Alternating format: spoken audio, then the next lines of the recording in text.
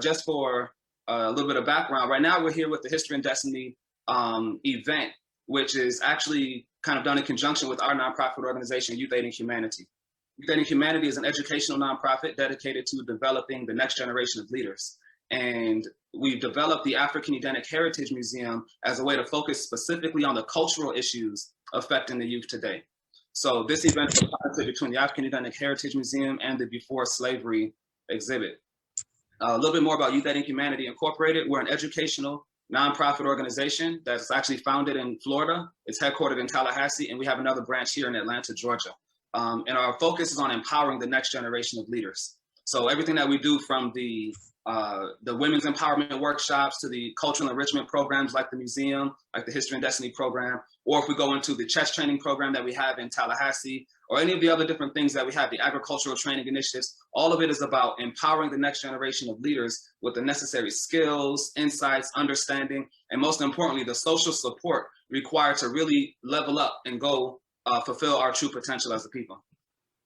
As we look ahead, well, I don't want to get too much into the actual nature of the presentation right now, but the purpose for our programming is centered around the fact that as generations come and go, each generation is faced with its own unique challenges. So if you were to look back 100 years or 1,000 years or 10,000 years, you'd realize that times have certainly changed, throughout the generations. And at each point in history, there's a need for leaders to arise who can identify what the problems are at that time and utilize whatever wisdom, strategy, skills are necessary in order to solve those problems. So when we look at our condition today as a people, far too often we find ourselves reminiscing on the past and looking towards ancient or earlier generations for guidance about what to do today. There's a lot of conversation about Martin Luther King and Malcolm X, and that can even go further back into the times of Mansa Musa, or even further back into the times of Moses. And what we need to be able to do is understand that all of that ancient history, all of those concepts and philosophies from the past ultimately have to be updated for application during this time. And by updating that ancient information or that knowledge and wisdom from the past into application for this time, we're actually able to solve the problems of the day.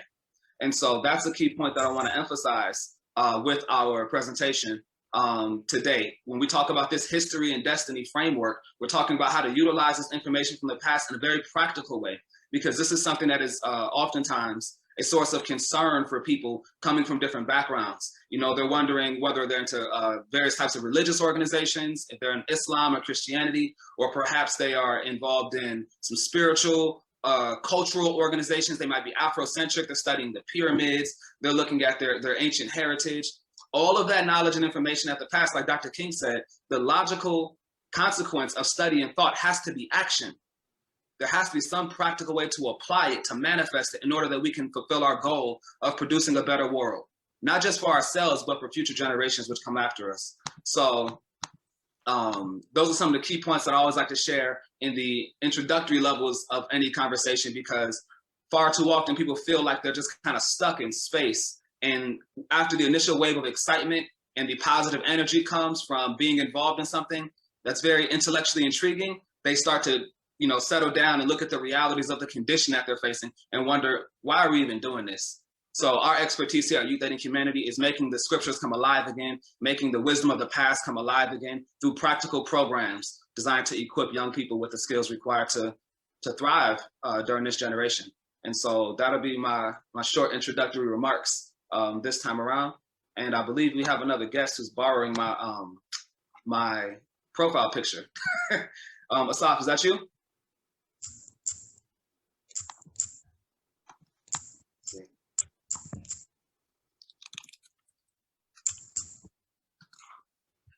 And again, if we are just, like I said before, anybody with any questions, comments, concerns, feel free to place them into the chat group, and Ms. Snipes will share them with us so that we can interact. But at this point, I feel like it might just be best to just dive into some of the presentation. What do you think, Pat? I think that sounds like a good idea.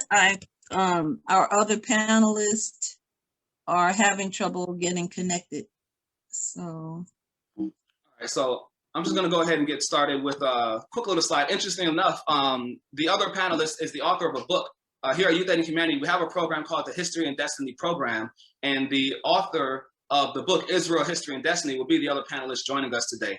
And in his book, he speaks about the concept of history and destiny, you know, and essentially history is the record of events which occurred prior to this present moment.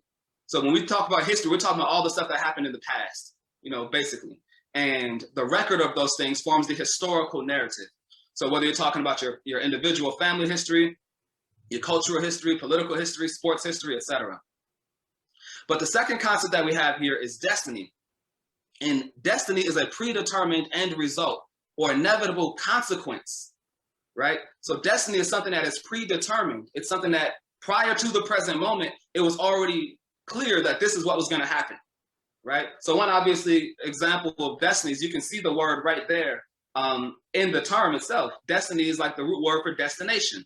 It's just the end result. It's the place where you're going. It's the place where you're ultimately going to end up. So we understand, for example, if I was to grab a cell phone and let it go, then that cell phone has a predetermined course of events that it's going to go through. It's going to fall, right? And then it has a date with destiny on the bottom of this floor.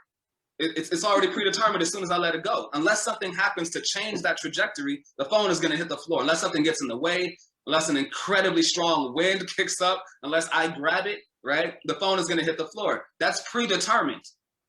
That's predetermined. It's not based on how I feel. I might not want my phone to get cracked. I might really prefer for my phone to not hit the floor.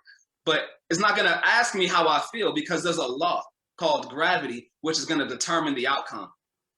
And the law of gravity is going to determine the outcome of my phone hitting that floor. And so what are the factors and forces that are shaping our destiny? What are the things that are causing us to experience the outcomes that we're currently experiencing in life, right?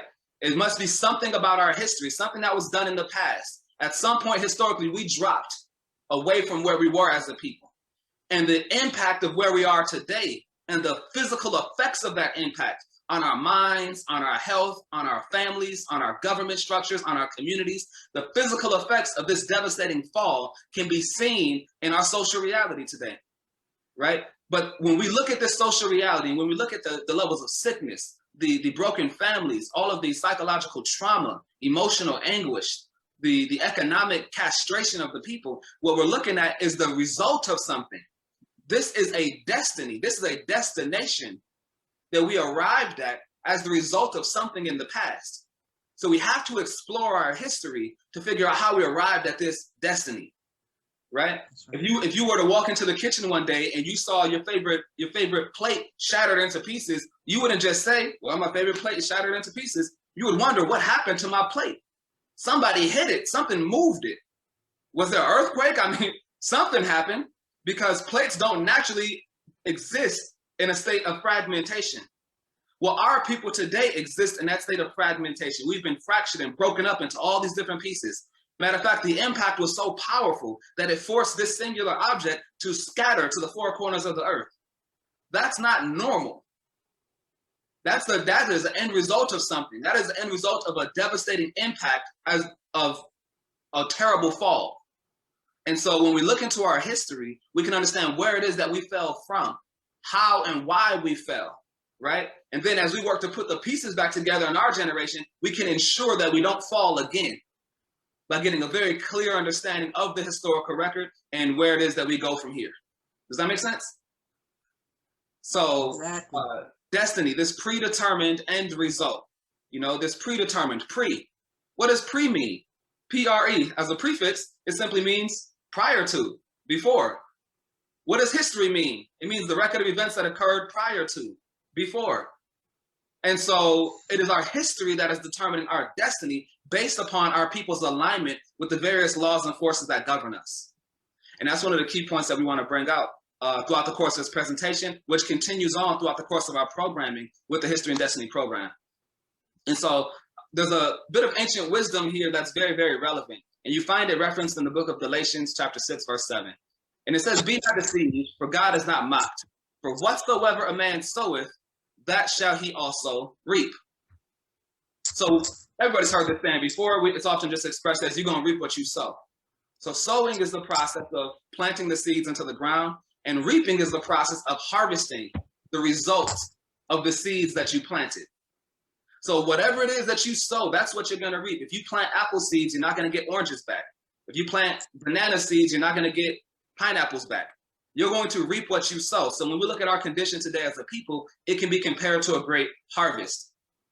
It can be compared to a great harvest. And this harvest that we're experiencing, these results that we're experiencing, again, no matter which subcategory we're looking at, politically, economically, socially, physically, health-wise, you know, all of this is a harvest as the result of the seeds that were sown in the past, right?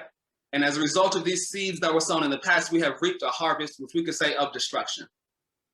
Now the question for the next generation becomes, do we want to continue planting the same seeds, or do we want to plant new seeds to produce a new and better harvest? And so with that, I'm going to go ahead and press pause. I see Ahsaf is on the line. Okay, so Ahsaf, welcome. If you would take a moment and introduce yourself so that our audience can know who you are and a little bit about your background. Okay. Well, first of all, thank you for having me. I really appreciate it. Can you all hear me clearly? Yes, we can. Yes. Okay. I want to apologize for me being mobile at the moment.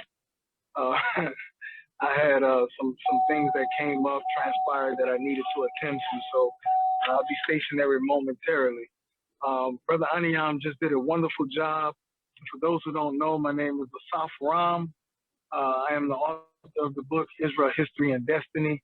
I've been in the conscious Hebrew community circles for 21 years now.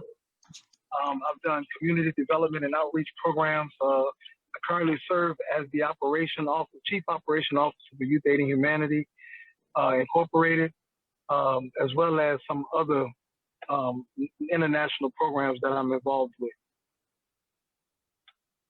Awesome. Well, welcome. We're happy to have both of you gentlemen here. And our third panelist is having a little technical difficulty, but he will be joining us soon. That's Josiah Israel. But until then, you gentlemen, I have a couple of questions that will kind of help get us into the discussion. Okay. So first, I would like to ask Ahneeahm, how did you discover that the people written in the Bible were Black? Oh, that's actually a great question. One of the key points about that is that in my upbringing, I actually was always under the impression that the Bible was the white man's book. You know, I always just assumed that culturally this is a book that came from Europe and it's something that the slave masters gave us. And because I was convinced that the Bible was a book that the slave masters gave us and it was essentially the white man's book, I didn't want to study it, you know. So when I became, you know, more intellectually conscious and aware and wanting to study history and religion and things of that nature as a teenager, I was studying a lot of Black history, right? African history. I was deep into the study of the Black Panthers. Malcolm X was like my hero growing up. And when it came to spiritual matters, I couldn't really connect with the Bible. Even when I tried to open it and understand it, it really just honestly didn't make sense to me like that. So my interest became more so in Eastern philosophies, right? And Buddhism and Taoism and things of that nature, and traditional African worldviews. So it wasn't until I was a teenager and I was told, I was given a sheet of paper which had a description of various curses in the Bible and their relationship to the Black condition today. So I was looking at the paper and it was basically saying that, you know, Black people's condition is linked to their relationship with God. And I was like, what?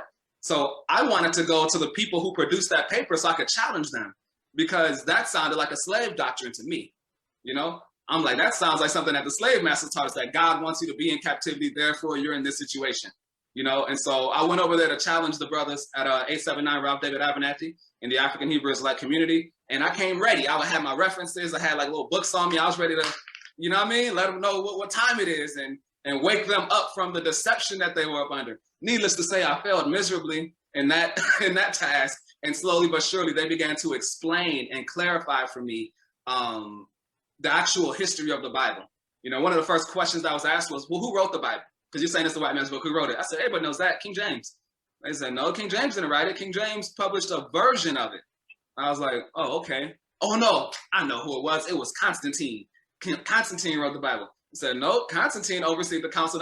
Everything that I thought that I knew, they explained that I didn't really know it like that, you know?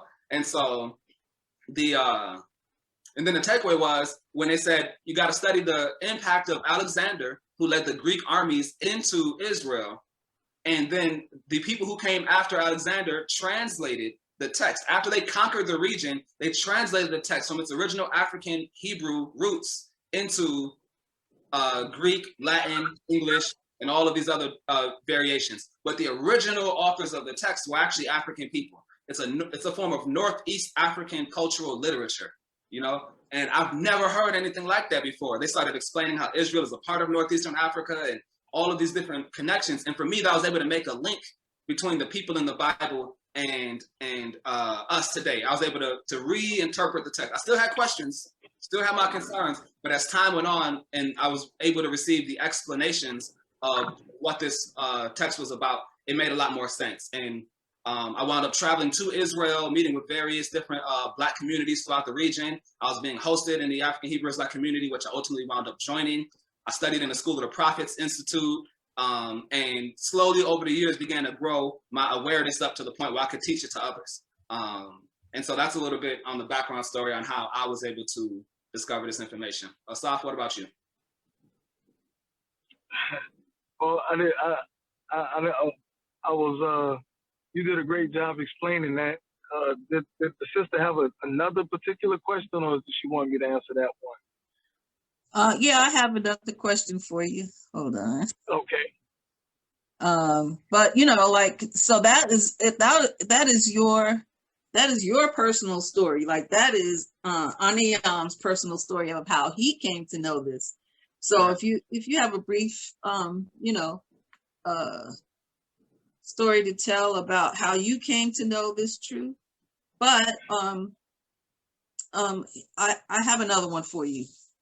How did you know that this had anything to do with you? Because some people come to know that the people in the Bible were Black, but then that's where it ends. They don't have a direct connection to themselves. Like, how do they know that this is important to you? That's a great question. So just taking one brief second to preface the answer to that question with kind of what Ahneeahm did. I was very, very involved in the church growing up, and I was a youth fellowship minister. Even started seminary, did seminary for about 6 to 8 months, and a lot of the things that I began to learn in the scriptures directly connected to the history of the people of the Bible. So, similar to Ahneeahm, one day I was introduced to a brother who told me that we were descendants of the children of Israel, and I began to want to challenge him. Needless to say, the literature that I proceeded to read and study actually showed me that the people in the Bible were of African descent. So as I began my journey and studying and learning, can you guys can you hear me? We can hear you. Okay. As I began to study and journey into the continent of Africa, going to Ghana, West Africa, going to Northeast Africa, going to the land of Israel, one of the things that I personally did was I got involved in my ancestry and got involved in the DNA, which showed me that I had a predominant lineage from West Africa, particularly in regions in West Africa where the Ashanti people are from, or where they have settled and migrated. And as we continue to do our research and reading books such as Hebrewisms of West Africa, it shows that there are many indigenous tribal people along the West Coast and all throughout the continent that are actually, I'm sorry? No, go ahead. That are actually maintaining a cultural heritage and an oral tradition, as well as a written tradition, that they themselves migrated to those regions of Africa after the great destruction of Jerusalem in 70 AD. So we find there's approximately about a 1,500-year migration from northeastern Africa down into the sub-Saharan region, down the Nile Valley, where a great majority of Hebrews who were expelled during the diaspora and settled across the continent. The Ashanti people were one of those tribes of people who, to this day, maintain their tradition being from Northeast Africa. So for me personally, doing my ancestry and my history connected me to West Africa, and that particular group of people connects me biblically also to the tribe of Judah and the children of Israel. All right, thank you so much. We've been joined by our third panelist, Josiah Israel. Josiah, just briefly introduce yourself, please. And yeah, but again, my name is Josiah Israel. This is my 30. Oh man, this is my 34th year in this walk, and my 21st year as being a Moray here in the Hebrew Israelite community. I was born and raised in Chicago, Illinois. Presently, I live here in Jacksonville, Florida. I'm the presiding Moray of the Spirit of Yah here in Jacksonville, Florida. And other than my introduction, was I supposed to be answering a question as well, Pat? okay, yeah. How did you come to understand that the people in the Bible were Black? Okay, yeah. My introduction was through the reading of Alex Haley's Roots. As a matter of fact, hold on one second. I just got a alert. And that might fix your video. I'm not sure. Let's see. Okay, did that help any? Okay, I don't know if that helped. I don't know why my video can't show, but yeah, reading of the book Roots is what it was that the Father used to wake me up. As a matter of fact, I read and I had saw the series, at least about 3 times up to this point. But when you read the book, you get a lot more into more of the culture and everything. And so as I was reading the book, I saw a lot of things that were that just woke me up. I saw well, anyway, after I got finished reading the book, I didn't know what to believe. I knew that my 25 years as a Baptist was not the way to go at that point. But I decided that I was gonna check out Islam. So I visit Mosque Mariam. That's the Farrakhan's Nation of Islam in Chicago. Name of the Moray of the Spirit. I'm getting feedback now. Okay, and anyway, so then I checked that out. And then I decided to look at it, study it outside of being inside of the organization. And when I did that, I discovered how, we were basically forced into the religion. And it really wasn't quote unquote Black man's religion as we have been told for so many years. And then I decided to go ahead and try the Bible again. But this time I was able to erase everything that I thought that I knew about the Bible and read it from Genesis to Revelation. So by reading it through Genesis and Revelation, I was able to see us compared to what I read in Roots, like things like the circumcision, the things like our diet was listed in there. The things of how the women were separated. So a lot of the stuff I saw in the law was right there in the book of Roots. And I was like, wow, so that was interesting. Then I was able to read some prophecy, and I wasn't sure if I, had a full understanding of it. I mean, a real full understanding of it then, but I knew from a very rudimentary dynamic that we were the people of the book. But the thing that I got more than anything was in regarding the law, the Sabbath, and everything that related to the law about how we wasn't keeping these things. And that's really what struck me. So that was basically it. That was in 1987.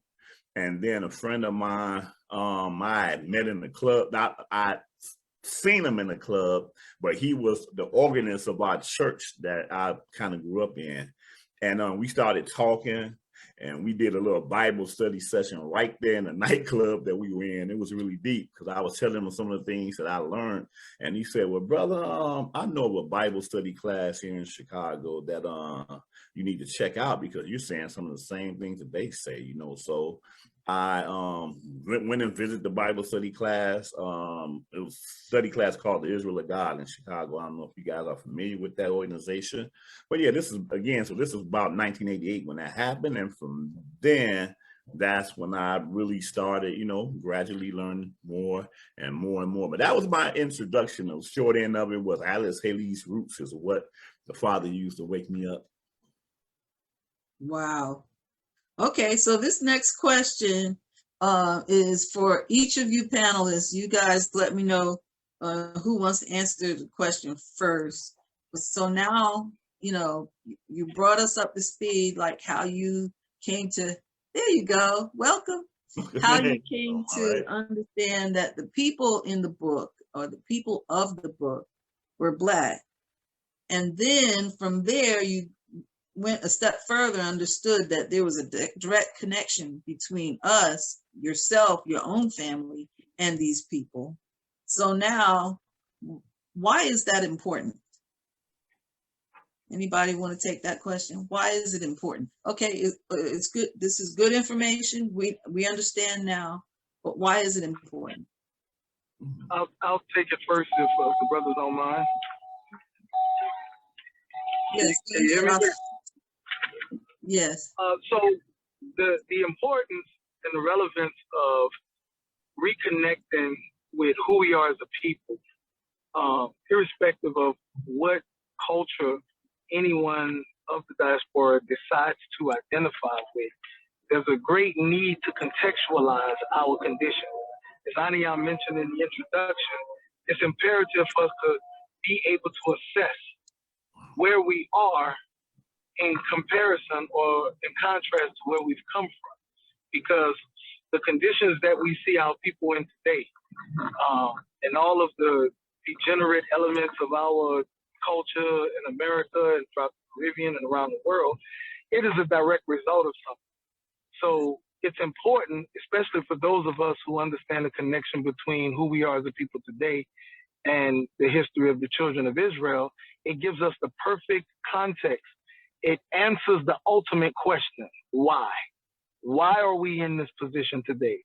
I've been around, I'm sure as the brothers have, and maybe yourself as well, many schools of thought that attempt to explain away our condition or try to give an answer. And most of the time, it's all about how we ended up here, but not necessarily why. So for me, understanding the biblical narrative or the narrative coming out of the Hebraic canon, it answers the question as to why we ended up in this position. Also, once we identify the why and we can articulate the reason for this condition being on us, we can begin to remedy or look at what the biblical and prophetic narrative says about a remedy to the issues that we're confronted with today. So it contextualizes everything. It's important because it gives you the point of reference, a starting point to begin to remedy the issues that we have today. That's an awesome answer. I appreciate that. So now we understand, who the people of the book are. We recognize a direct connection between the people of the book and ourselves. And now we look at our current condition and we need to understand the why, because you can't correct something if you don't know how you got to that position. So I'm gonna stick with that same question, and I would like to hear from the other two panelists with that same question. Okay, how you pronounce that? Ahneeahm? How do you pronounce your name? I'm sorry. His name is Ahsaf. He's actually borrowing my account. So his name is Ahsaf. I'm Ahneeahm. Okay, right. Did you want to go before? Oh, you got it, Elder. Oh, okay. No, just real quick. Just like when I was saying about concerning my awakening from Alice Haley roots, I think that deep down inside for me, it was important for me to get that sense of understanding that I saw a people based off of his book that was experiencing them signs from a historical dynamic, and that kind of transcended my way of thinking and understanding that this whole thing is not a religion to us. It's not a religion. It's a culture. It's a heritage, as it says in Jeremiah 17 chapter verse 4. And so I try to convey that same ideal to our people so that they would get out of the context of thinking of it's a religion, because automatically when you hold up a Bible or you read verse out of the Bible, people will look at it like, oh, it's a religion. So basically, and the thing is that other nations have took our culture, our heritage, which is a real thing, and have made religions out of it. And when you think about the whole concept of religion, it's one of those things where, okay, I got to get right because Sunday is church day. And so I'm going to put on a suit, I'm going to get cleaned up. And then come Monday, I'm still going to be living my life, whatever. But for us that understand this culture, and I'm kind of building off what the brother said earlier in terms of the conditions and everything, that when we understand a culture and a heritage, it's not something that we choose, it's something that is. What it is it's what defines us. Because the Father, you know, he discontinued us from this culture. And now in these last days, he's bringing us collectively back into the knowledge of our culture. So it's not a one day a week thing that we just choose to do as a religion, Sabbath, and then, you know, just do whatever. But this is a constant thing that we wake up in the morning and we go to sleep at night, and it's all throughout our day, all throughout our week, and how we carry ourselves. So I think that because we as a people lack that understanding, it don't allow us to really function as a people. And that's the thing that I think that we lack, just that concept, you know, just like, for instance, I'm just using this example, I'm trying to be short with this. It's like in the whole political spectrum, right? You have a big number of us that were so, you know, we got mad at Trump because of what he represented. And then it's like, okay, we're going to choose Biden. And then we got a vice president that looks like us and all that. So we as a people put so much faith in a system that has historically never, ever been on our side, that has enslaved us, that just never have done us any good. And so I try to relate to people to understand that, wait a minute, you know, this you're not really a part of this. You we have 4th of July coming up, and we as a people, we stand on the outside really looking at citizens. When I say citizens, I'm talking about the citizens of this country, and that's not none of us in this room. I'm talking about the real citizens of this country, how they know what the Pledge of Allegiance is and the national anthem, what it really represents. It represents their heritage. It represents something they can look back on in history to know how they have achieved the things that make this country what it is for them.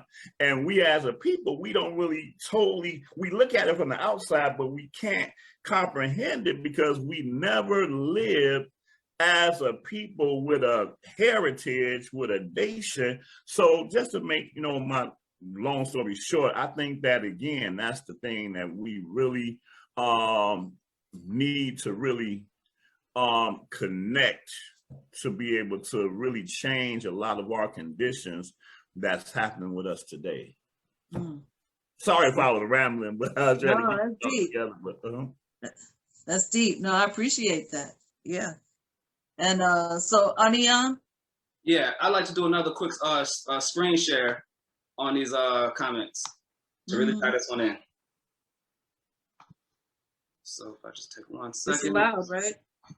Yep. Can you see my screen? Yes.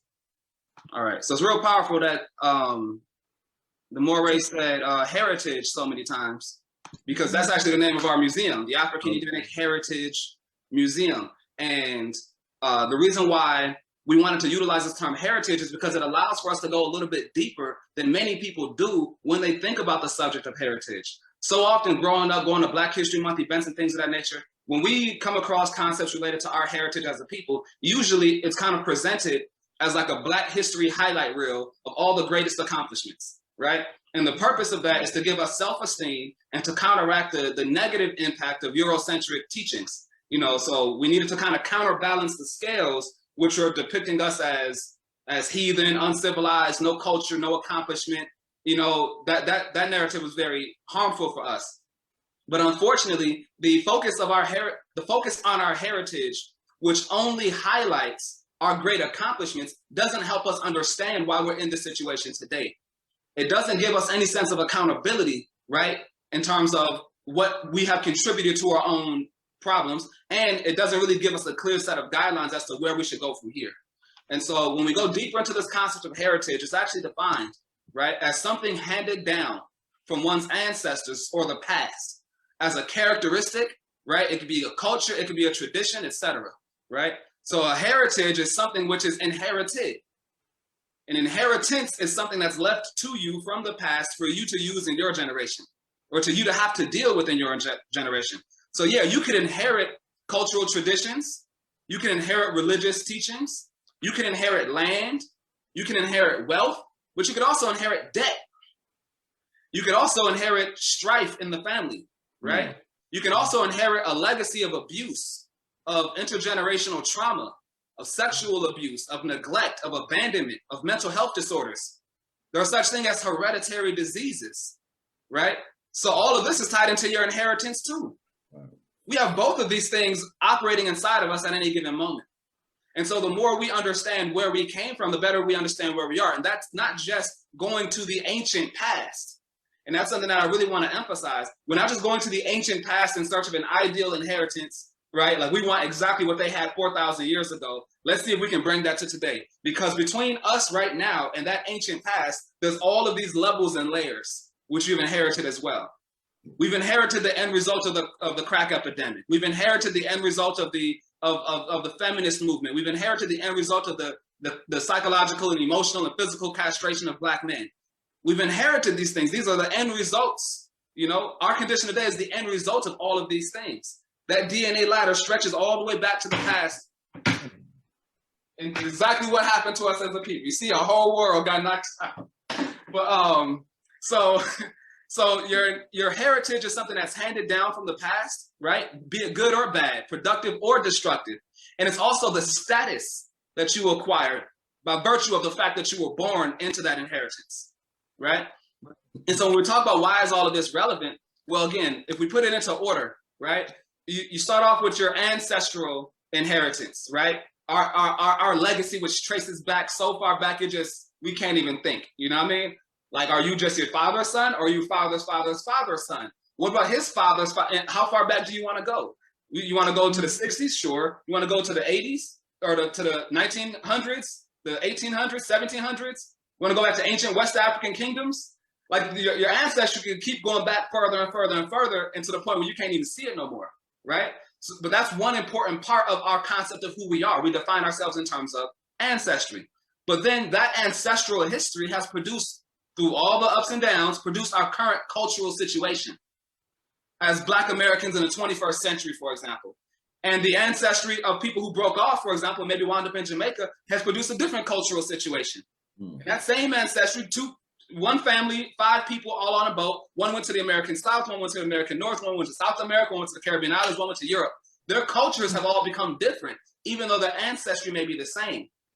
And then within the context of these cultures, you get different families, each with their own family heritage, right? Some families are in the process of constantly producing more and more wealth. So the children are born into wealth. Some families make terrible decisions and they're in the process of producing generational poverty. You see what I mean? And so you're born having inherited the debt of all these different situations. Some families have inherited healthier families, more strong, more health conscious, more be careful about what you eat and what you wear, and make sure you exercise and get some fresh sunshine. So the children born into that have an inheritance of health and productivity and certain things, which other families may not have. But remember, each of those families is influenced by the culture. The culture is not disconnected from the ancestral history. Now, those families, right, as we move down the scale, those families produce individuals. So you start off with that ancient heritage, then you go into your cultural heritage, then you go into your specific family heritage. Who is your father and mother? in the house that you grew up in. That created an upbringing for you, a set of experiences for you, which wired your brain and caused you to psychologically and emotionally grow to be a certain kind of person. All your positive and negative experiences and how you responded to them helped to produce your character as an individual. And that's where you come in, right? Because now you have the responsibility as an individual, no matter how old you are, male or female, which part of the world you are, regardless of the name of your religion, you have the responsibility to take from your heritage, to draw from your heritage, because it's what you got. It's your genetic inheritance. It's all that stuff. You're either this tall or that tall. You're the, this complexion or that complexion. You were born rich or poor.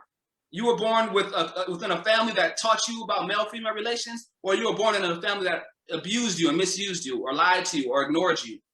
Whatever the case may be, where you come in is that you have the opportunity now, right? You are actually, if you think about it like this, you are actually somebody else's ancestor who's just not born yet. That's right. You see what I mean? And so you have the opportunity now to set a new direction in motion, where now you become the living ancestor who's putting a whole new paradigm in place. And that's why when we talk about developing this next generation of leaders, that's the idea, that now we can reconsider whether or not we want to continue on with the cultural practices that we've been practicing, whether or not we want to continue on with the family dysfunction that we've inherited, whether or not we want to leave an inheritance or an upbringing for the next generation, which recreates the same problems or produces a new harvest. And so we are at that turning point now where we can decide what from the past we want to continue on with or what we need to discontinue. Because as you brought up in Jeremiah 17:4, when the Most High saw that the people weren't doing right, he discontinued them from his inheritance. What did we then inherit? We inherited the Babylonian experience, the Persian experience, the Greek experience, the Roman experience, the British experience, the French experience, the United States experience, right? That's right. That's the heritage, that's the upbringing that we opted for when we fell away from our higher selves. So our objective now, the reason why all this is important is by raising awareness about this reality, we're able to now to inspire the necessary changes. And so there's more to share, but I don't want to take up all the time. So we can move on to the next question. That's really good. I appreciate that. So as you were talking, I saw that as the current generations that are living right now, you can consider yourself the new ground zero. Exactly. What happens from here? Okay, now that we have this understanding, where do we go from here? You're the new ground zero. And it also brought to mind our next webinar. We will be hosting Dr. Joy DeGruy. Dr. Joy DeGruy. Larry, yeah. Yeah, she's a PhD in social sciences, and she's written a book entitled Post-traumatic slave syndrome. Right. I actually had it somewhere.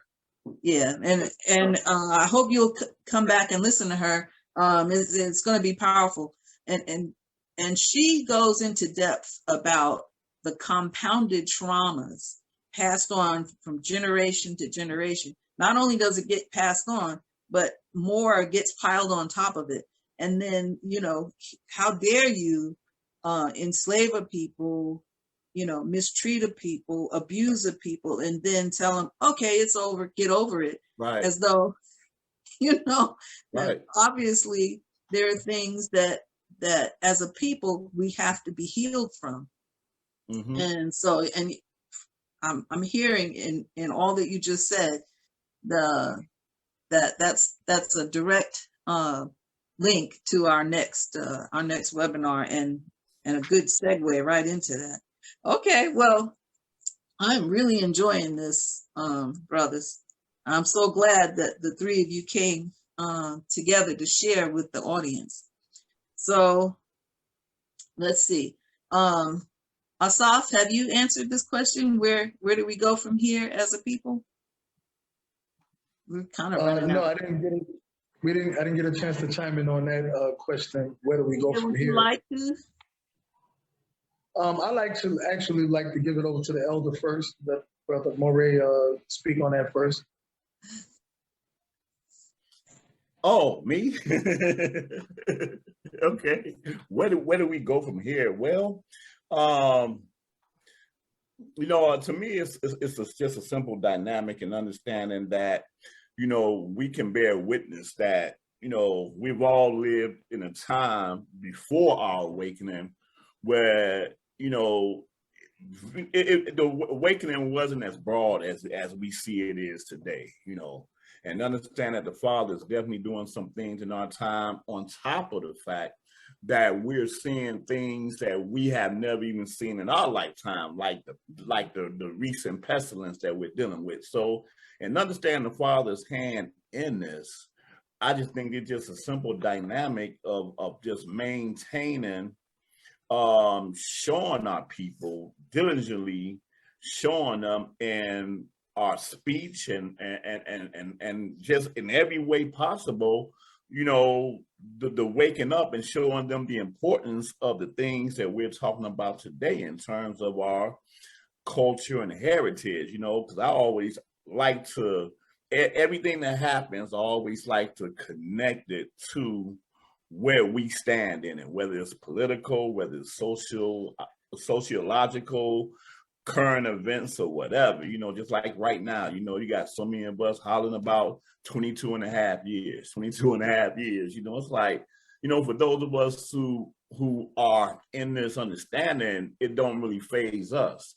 But for the many of our brothers and sisters that don't have this understanding, it's like, you know, they just really don't know what to do when we encounter these things on an almost daily basis. So where do we go from here? Just putting forth this effort to just being out here as a light to our people, you know, and trying to get them to see, you know, from a real dynamic and standpoint, what it is that we're dealing with and how we are able to move past that, like you say, ground zero, you know, how we can change the narrative of of the next generation, so to speak. Mm-hmm. That's basically all I got. That's true. That's true. Okay, Ahsaf.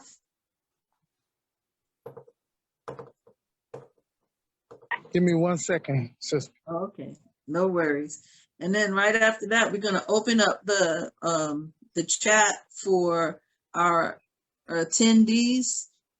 So if you have questions out there, go ahead and start typing them into the chat, because we'll present, I'll present those questions to the panelists. If I could, before Ahsaf comes back on and before we open up for dialogue, if I could share just a few more slides that help with this concept of where we go from here, so we have a very practical. I'm ready. Oh, no, man, Ahsaf, go for it. Oh, I'm sorry, brother.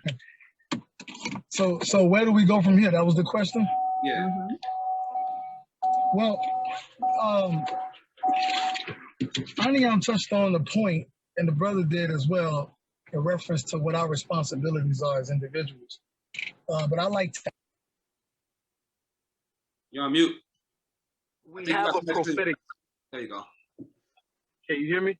Can now. I would just like to add that we do have, and one of the beautiful elements to understanding who we are and our connection to this redemptive heritage, or connecting to this ancestral lineage, or the culture as it evolves and as it adapts and as it becomes relevant for this day and age. We have something that many other cultures on the planet don't have, and that's a prophetic directive. We actually have not only a historical account that we can tap into to say, okay, this is why, or this is the evolution of history that got us to this particular point as a people, but it also gives us keys. It gives us keys that will unlock doors towards our destiny, as Ahneeahm talked about, and it gives us some instruction. You know, that's the beautiful element about reconnecting and understanding who we are from this prophetic sense, because it tells us moving into the future, if we would just but apply certain tenets of our culture, then it will give us access to a social, political, economic, relational power. It'll cause us to reverse a lot of the degenerate trends that we picked up along the way. So I want us to, when you say, where do we go from here? I think that it's incumbent upon us as teachers, as leaders in our communities to begin to share with the people what some of these cultural keys are, so that we will follow this prophetic directive and begin to move away from the state and condition that we find ourselves in today. That's beautiful. Thank you. Thank you. Thank all three of you. I really am happy that the Father put this particular chemistry together, because there's a lot coming out, and I appreciate it. All right, so we'll open it up to the attendees, the participants. Anybody have any questions that they would like to ask of these three gentlemen? And while we wait for questions to flow in, I think I could share a few more slides. Sure. While you're pulling up the slides, I like to think of we had a speaker come on a few months ago, Dr. Theron Williams, and his book was entitled "The Bible is Black History." So several of you attendees did hear that, and I like to say that the Bible shows us the historical events, and it shows us the things that came before us, but it also shows us the history that hasn't happened yet. And I like to think of that as being prophecy, the history that hasn't happened yet. Yeah, and that actually ties right into what I wanted to bring out. Pardon the typo on the bottom of the page, but the way that the scriptures give us this understanding, and the way that we practically apply this knowledge of what the scriptures are talking about, is by understanding the biblical cycle of cause and effect, right? Or like we say, the cause is the thing that occurred in history, and the effect is the destiny that thing put into motion, right? And so this is a constant cycle that you find all throughout the course of the text, right? You find, for example, you can start off with people with righteousness. They're doing the right thing, right? And as a result of doing the right thing, this is the most simplified way that I can possibly put it with this illustration. As a result of doing the right thing, you manifest blessings. Doing the right thing causes right results or positive outcomes, right? But what we often see in the scriptures is the people who received the blessings, or who were experiencing the positive end results of what they were doing, eventually wind up stop doing what they were doing, right? Their behavior changes. So there's one behavior which caused the blessings, and then at some point in their history, they manifest a different behavior, which the Bible considers wickedness, and this new behavior manifests curses. And so a big theme in the Bible is the story of a people who are being found in a state of wickedness or confusion, of social chaos and corruption, of just doing the wrong thing. And then as a result of all the wrong things that they're doing, their life is full of suffering. Their life is full of problems. There's all these unnecessary ailments affecting them. Their families are in disarray. The economic system is embarrassing, right? They're in a state of curses. The curses are just the results of the wickedness. So there's a behavior which manifests the curses. There's things you can do, for example, to improve your financial situation. Not doing those things cause your financial situation to not improve. So it's not God cursing you for what you're doing, it's you and what you've sown. You've sown the seeds of irresponsibility and you reap the fruit of it. There's things you can do to improve your health care. Eating pork chops isn't one of them. So if you decide to continue eating the pork chops, drinking the Coca-Cola, staying indoors all day, never exercising, never getting no sunshine, right? Then the end result of that behavior is going to be curses for you as an individual. And as that stretches out into your family and into your community, into your nation at large, you'll see what you see in Black America today, leading in 8 out of the 10 cancers and all these different types of situations. 72% of the households being governed by single mothers. All of these statistics and trends are the results of behaviors. And what the scriptures do is it gives us a very clear understanding of which kind of behaviors produce which kind of results. So in Deuteronomy 28, when you look at the statement that doing these things will produce these results, these blessings, and if you don't do these things, you're going to get these curses, that is a call to action. That is motivation for us to reconsider the things that we're doing so that we can change our predicament. Unfortunately, for many Israelites, the way that the tradition has evolved in America is that we use Deuteronomy 28 simply to explain the fact that our people are cursed. And once you understand that our people are the people who these curses apply to, you then feel good about it because you know who you are. Right. And then you just move on from there. But it's like, wait a second, that's not the end of the story. Right. What do we have to do in order to stop being cursed? These curses are the effects of a cause. So if we change our ways, can we change our predicament? Can we change our outcomes? In order to do that, we need to know what is righteousness. And so understanding this cycle of cause and effect is very important because it points us in the direction that our leaders need to go, our teachers and elders need to go. And one of the things, as someone who's very interested in psychology and therapy, cognitive behavioral therapy in particular, is this concept called the simple way to say it is the stages of behavior change, right? The 5-step stages of behavior change. The first one is called pre-contemplation. This means before you're even thinking about it, you're just completely unaware of the need to change anything. Like you don't know that the pork is clogging up your arteries, or you don't know that cigarette smoking is bad for your lungs. You're in pre-contemplation, which the Bible just calls darkness. And then something happens and you enter into a state of contemplation. Well, now you're aware, right? You're like, wait a second, now you're thinking. Before you weren't even thinking about it. Now you're thinking about the fact that, wait a second, maybe I should change. Maybe there are some things that I need to do differently. Then you start the cycle of preparation. Okay, well, I'm gonna start changing my diet. All right, so I got a budget for it. I gotta maybe watch a documentary or read some books or talk to some people. I'm gonna start kind of preparing and building up the momentum required for action, which is the 4th step. And that action is gonna be the thing that helps me get into this new situation. Now I'm not smoking anymore. I've stopped that. Now I'm eating fruits and vegetables more often. I'm drinking more water, right? I'm not cussing out my girl every time we have a disagreement. I'm not hitting up the strip club. I'm not cheating no more. Like I'm now performing the actions, right, that before I was just thinking about, you know? And these actions are supposed to put me in a new direction. Now the difficult thing becomes maintenance, sustaining the new behavior, having a continuous action. So not just like, okay, well, I ate 1 apple today, and then I washed it down with some beer. It's like, nah, fam, you got to have a continual maintenance of this new behavior. And now that's when you develop a new character. That's when you switch from curses to blessings based on the maintenance over time, right? Unfortunately, however, there's this thing called the relapse loop. And the relapse loop is people who went through this process, but at some point after they began performing the actions, they went right back into the same phase that they were in before, right? And they just keep doing it. So the Israelites in the Bible, they will be on the right path. They'll be doing the right thing. They're worshiping. They're building the farms. They got the families going and everything.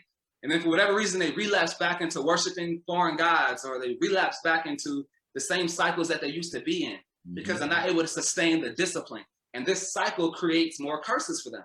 So that's what the Bible is constantly showing us, you know, that cycle being in motion. And until we evolve as a people beyond the mere use of the Bible for religious identity and go deeper into the world of psychology and behavior change and cultural development and how to form support groups, then we're going to continue going along this loop, on the cycle for generation after generation. Shalom. Shalom, shalom. Thank you.